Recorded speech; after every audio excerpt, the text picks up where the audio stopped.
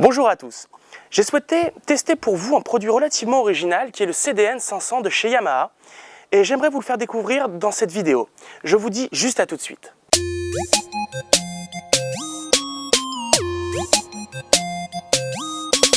Et bien voici le CDN 500 de chez Yamaha. Alors c'est un produit assez intéressant puisqu'il va relier le monde dématérialisé du monde matérialisé. Je m'explique. C'est un lecteur CD.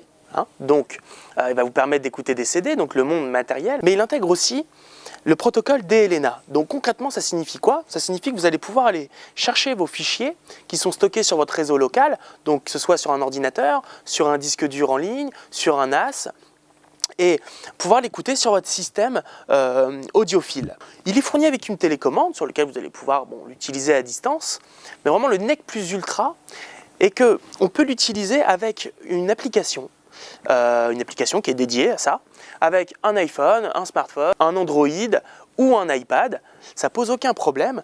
Et le gros intérêt, c'est quoi? C'est que vous allez pouvoir, bien évidemment, contrôler l'appareil à distance, mais vous allez aussi pouvoir naviguer dans vos fichiers sur votre réseau local. Et troisièmement, vous allez pouvoir envoyer les fichiers stockés sur votre smartphone, par exemple, vos musiques sur votre smartphone, directement en sans fil jusqu'à l'appareil. Donc c'est un produit qui est assez poussé dans son côté multimédia, notamment aussi grâce à l'entrée USB en façade. En termes de conception, c'est une très bonne conception. Façade en aluminium, beau châssis, très stable. C'est un lecteur CD de qualité. Je l'ai testé personnellement, c'est un lecteur CD de qualité. Conception symétrique soignée. On a une super mécanique au niveau de la lecture du CD. Au niveau du convertisseur, on est sur du Burr Brown 192 kHz 24 bits. En termes de connectique, vous avez un port réseau Ethernet, un port USB en façade.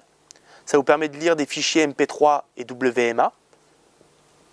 Il est également compatible iPod, iPad et iPhone.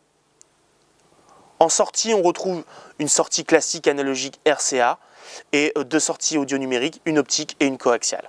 À l'écoute, on a quelque chose de relativement stable, dû à la conception, au châssis, aussi à la mécanique du système de CD. Et je l'ai testé moi sur plusieurs types de musique. On a on a une image sonore relativement vaste, très précise et très contrôlée. Pour conclure et finaliser cette vidéo, je dirais que c'est un produit vraiment intéressant dans le sens où, effectivement, comme on l'a vu, il intègre la fonction de CD avec tout ce qui va avec, c'est-à-dire une bonne mécanique, une bonne stabilité, une bonne conception, mais aussi cette fonction de passerelle multimédia avec la fonction DLNA, le fait d'aller pouvoir aller chercher les fichiers partout sur le réseau, le fait d'avoir cette entrée USB en façade avec un bon convertisseur de qualité. Voilà, c'est tout pour le produit. Je vous dis à bientôt. Au revoir.